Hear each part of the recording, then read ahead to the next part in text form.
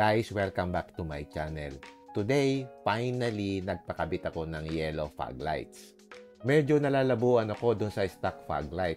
So, I decided na magpakabit nitong aftermarket na fog light. At ang kinuha natin yung tricolor.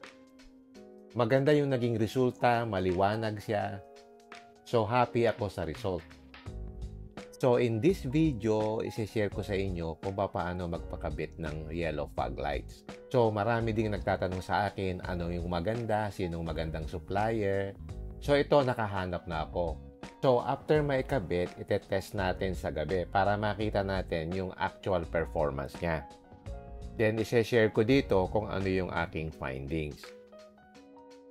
Bale, namili ako kung single color, double color, o yung triple color. Bali, ang kinuha ko yung 3 colors, yung white, yellow, at saka yung all-weather. So, samahan nyo ako at isi-share ko sa inyo kung paano yung process. Marami kasi akong nakikita na nagkakabit ng ganito. So, wala naman akong kakilala. So, ang ginawa ko, nagtanong ako sa grupo namin at nirekomenda nila si Grease Heads. So, ang ginawa ko, nagpa-schedule ako ng home service. Libre naman yung home service. So, ito yung fog light na ipapalit. So, kinakabit lang yung bracket kasi ito yung ipapalit dun sa stock na fog light. Simple lang naman ito, plug and play. So, bale, yung bracket nito dapat same ng butas nung bracket nung sa original fog light. So, wala siyang splicing sa wiring. So, hindi void yung warranty. So, yung wire na yan lang ay ipa-plug mo dun sa socket. Bale, ang process, tatanggalin mo lang yung buong stock na fog light. Tapos, papalitan nitong buong assembly na fog light. So, ang ginuha ko itong tricolor. So, pwede siyang yellow, pwede siyang white, pwede rin yung all-weather. And then, meron din siyang option na pwede mo siyang gawing high beam. Dito kasi sa Ranger Raptor, meron siyang switch doon sa may headliner, di ba? So, pwede yung gamitin dito sa fog light. So, yung switch number 1 doon sa headliner ang gagamitin natin para mapagana natin yung high beam nitong fog light. So, yun ang kagandahan dito sa Raptor. Hindi ka na mag-i-splice kasi nakaabang na yung wire na yon. Bale, 6 yung switches niya. Isa pa lang ang nagagamit ko. So, pwede ko pang gamitin yung 5 sa iba pang mga accessories. Tapos, yung pagpalit naman ng color ng fog light, pipindutin mo lang yung switch ng fog light. Bale, ipe-press mo lang na 2 consecutive yung fog light switch para mag-change from yellow to white and white to yellow. In terms of color, meron kang option. Pwedeng single color lang na white o single color na yellow. Ang price ng single color is 11,500 pesos. Kung gusto mo naman yung dual or triple color, ang price niya is 12,999 pesos. Tapos, kung gusto mo na merong high beam, magdadagdag ka ng 1,500 pesos. So, ang kinuha ko yung triple color. So, bale 13,000 plus 1,500. Ang total, 14,500 pesos. And then, meron silang binigay na 4 years warranty. So, kung magkaroon ng problem within 4 years, pwede nilang palitan. So, paano pag-order? So, nag-message lang ako sa Facebook page nung Grease Heads. Tapos, nagpa-schedule na ako. Ang time ng kanilang installation is 1 PM up to 12 midnight. Mas prefer nila na sa gabi magkabit para matesting ka agad yung ilaw. Okay, yan. Tapos na. Naikabit na nila yung bracket. So, ready na nating ikabit. Ito nga pala yung brand ng fog light. It's called RS Focus. So, ngayon, tinatanggal na ng technician yung stock na fog light. Simple lang siyang tanggalin. Meron siyang 3 screw. Pag natanggal mo yon, matatanggal mo na yung fog light. Okay, na-remove na niya yung 3 screw at natanggal na niya yung fog light. So, ganito yung itsura ng stock na fog light. So, ganito ang itsura niya. Meron ditong female plug, tapos meron ditong parang adjustment. So, ganyan ang itsura ng stock na fog light. Okay, natanggal na niya yung sa left. Ang sunod namang tinatanggal yung sa right side. By the way, pag magpapakabit nga pala kayo nito, sabihin nyo kung anong model ng sasakyan nyo kasi hindi siya universal. Meron silang specific fog light na suited for a specific model. So, after na matanggal niya yung sa right, kinakabit na niya ngayon yung bagong fog light. So, mamaya pag nakabit na yan, i-check natin kung tama yung height niya. So, bale, plug and play lang yan. Bale, ipa-plug mo lang yung cable nitong bagong fog light dun sa socket ng stock na fog light. Bale, yung installer, meron siyang ilaw doon sa kanyang ulo para makita niya yung pagkakabitan niya. Which normally is ginagawa nila sa gabi. So, importante na meron ka talagang ilaw. So, yan. Tapos na. Nakabit na niya. Next, lipat naman siya doon sa left side. So, once na makabit na niya itong fog light dito sa left side, ang next step is magkakabit na siya nung parang cable para gumana yung high beam. So, ito na yung cable na sinasabi ko. Bali, mag-install siya ng cable para ikabit dun sa switch dun sa headliner. Dito sa Raptor, nakaabang na yung wire. Doon mo na lang sa itatap para mag-activate yung switch. Meron siyang different color ng wires corresponding dun sa 6 na switches. So, dapat sanay yung nakakabit nito at kabisado niya yung mga kulay ng mga wires. Bale, mag-i-install siya ng wire to connect yung dalawang fog light. So, dito, kinakabit na niya yung wire dito sa fog light para dun sa high beam function. So, ito yung sinasabi ko na mga nakaabang na wires para dun sa mga switches. So, isang switch lang ang gagamitin natin. So, tinatanggal ng technician yung balot dun sa wire para maikabit dun sa switch. Ang Ranger Raptor lang ang merong ganyan. Yung ibang sasakyan, walang ganyan. So, ikinabit na ngayon niya yung wire kanina dito sa nakaabang na wire para dun sa switch. Then, afterwards, binalutan na niya ng electric tape. Tapos, inilagay na ulit dun sa original position. So, yan. Tapos na. Nakabit na yung wire. So, check na natin yung ilaw. So, nung binuhay natin yung ilaw, medyo mataas siya. So, kailangan i-adjust yung alignment. Kailangan ding makuha yung tamang cut-off. So, yan yung initial na buga nitong yellow fogs. Makita mo sa dulo, ka-level lang nung plaka nung kasalubong. Kasi pag mataas yan, nakakasilaw. Kaya dapat tama lang yung height. Then, chinek naman natin yung level ng white color na fog light. So, ganito yung itsura niya.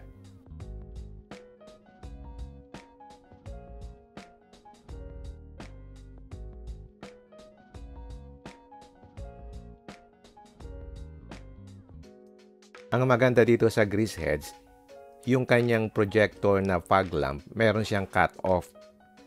Sa iba kasi, sabog yung ilaw. So, yun ang nakakasilaw.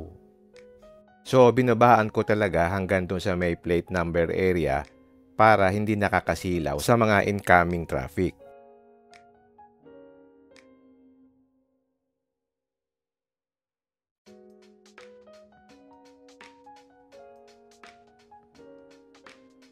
So, ganito ang itsura niya kapag naka-on yung yellow fog lights.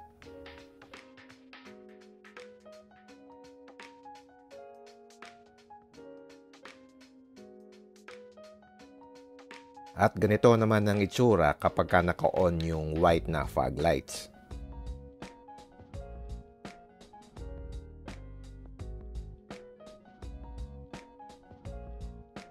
Then, hinintay natin gumabi para makita natin yung itsura kapag madilim na. Ngayon, naka-on yung ating fog lights at naka-on din yung ating headlights.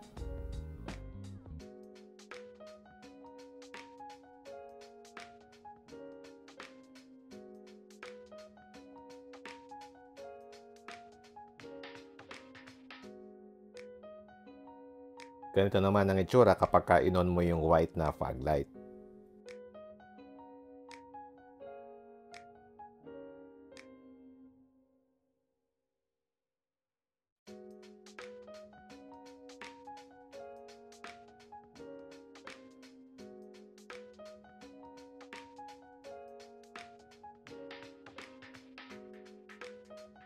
Ang maganda dito, nai-improve talaga niya yung visibility, especially sa mga madidilim na area gaya dito.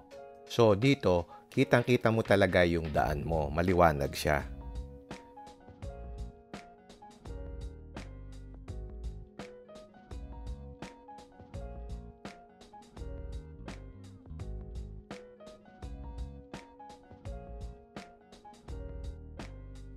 Then, lumiko tayo dito sa medyo madilim na area at itetest natin kapag nakatigil.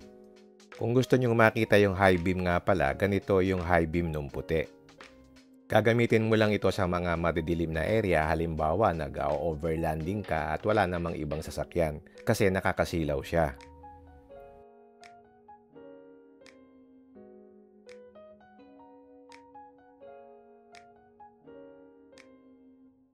Okay, mag-stop tayo dito sa isang lugar na madilim at itetest natin yung combination ng mga fog lights. Ito nga pala yung switch dito sa headliner. So, nakatigil tayo, ito yung normal. Kapag ka high beam, ganito. Ganito naman kapag ka isinama ko yung high beam ng headlight. Ganyan ang itsura. Next, i-check naman natin yung yellow fog light. So, ganyan, no? I-on natin yung yellow fog light. So, ganyan ang itsura. Kapag ka high beam yung yellow fog light, ganito. Pag binuksan naman natin yung high beam ng headlight, ganyan ang itsura. Yung last naman is yung all-weather. So, ganito yung itsura ng all-weather. May high beam din siya. Tapos on yung headlight. So, ganyan ang itsura. Okay, videohan naman natin sa labas. Ito yung white fog light. Tapos ito naman kapag ka naka-on yung high beam. Next, yung yellow fog lamps. Tapos high beam ng yellow fog lamp. Then, ito naman yung sa all-weather. Ito yung high beam ng all-weather. Ito naman yung pure fog light na white na naka-off yung headlight. Ang liwanag din. Mas maliwanag pa nga kaysa headlight. Then, ito yung high beam niya. And ito naman yung itsura ng pure yellow fog light na naka-off yung headlight. And then, ganito yung high beam ng yellow fog light. At ito naman yung sa all-weather. So, naka-off din yung headlight niya. All-weather lang yan. And then, ganito yung high beam ng all-weather. Okay, check naman natin yung itsura kapag nakaharap ka doon sa fog light. So, pag sa labas, pag tinignan mo, ganito yung itsura niya. Ganyan siya, then pag switch mo ng high beam, ganito.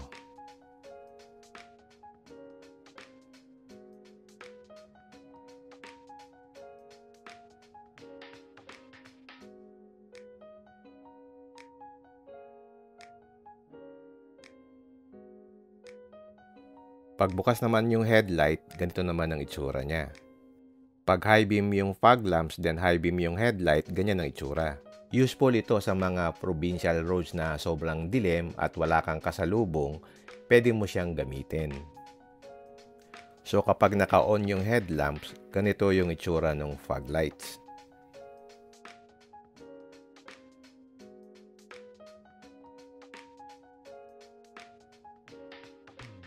I think ang magandang feature nitong fog lamp nitong si Greasehead is meron talaga siyang cut-off. As much as possible, importante yon. Siyempre, importante rin yung safety mo as well as yung safety ng kasalubong mo. So, you have to use it responsibly. Ang isa pa palang major consideration ko bakit pinili ko itong kay Greaseheads is meron siyang 4 years warranty. So, kahit gamitin mo ng paulit-ulit at mag-fail, pwede kang mag-claim ng warranty. Kasi meron silang binibigay na warranty card na good for 4 years. So, meron kang sense of security pagdating dito. I think 4 years guarantee is a very good one. So, ipapakita mo lang yung warranty card kung magke-claim ka ng warranty. Okay, tapos na nating matest. So, pauwi na tayo. So, dito makikita nyo yun. Nandito yung cut, no? Makikita nyo yung ilaw dito sa likod ng Fortuner. And yung sinasabi kong cut off. Meron kasi din akong nakikita na nagbebenta ng fog lights na sabog yung ilaw nila. Yung ganung setup nakakasilaw talaga. Na-experience ko yan sa mga nakakasalubong ko. So overall, I'm happy with the product. Ano nga pala yung consideration ko bakit nag-yellow fog lamps ako? Isa sa mga reason is yung kanyang aesthetics. I think pagdating sa clean setup, yung yellow fog light is nakakatulong. Sa morning, kapag ka nakailaw siya, maganda siyang tingnan. Yun, very satisfied ako sa product na ito. And I think okay naman yung mga reviews niya. So, bagay siya dun sa clean setup na ini-aim ko. Kaya ako nag-yellow fog is for visibility kapag ka umuulan at pagka merong fog. Kasi mas nagpe-penetrate yung yellow fogs compared dun sa white. Kaya may nag-upgrade talaga ng yellow fog lights for improved visibility at night, especially kapag umuulan. By the way, tinanggal ko muna yung maliit na bed rack ko dito sa likod. Since hindi pa naman kami nagka-camping, para mas malinis siyang tingnan ulit. So, abangan nyo yung mga next upgrades natin. Magpapakabit tayo ng wide fender flares. So, ipapabody color ko din yon para maiwasan talaga yung mga talsik sa body ng mga dumi, para mas mukhang wider at mas macho ang Ranger Raptor natin. And also yung exhaust, hintayin nyo na lang yon pag dumating na. Okay, if you want to increase your visibility at night, you can check yung product na ito ni Grease Heads. Ito yung RS Focus na projector fog lamps nila. Ito nga pala yung contact details nila at saka yung kanilang Facebook page.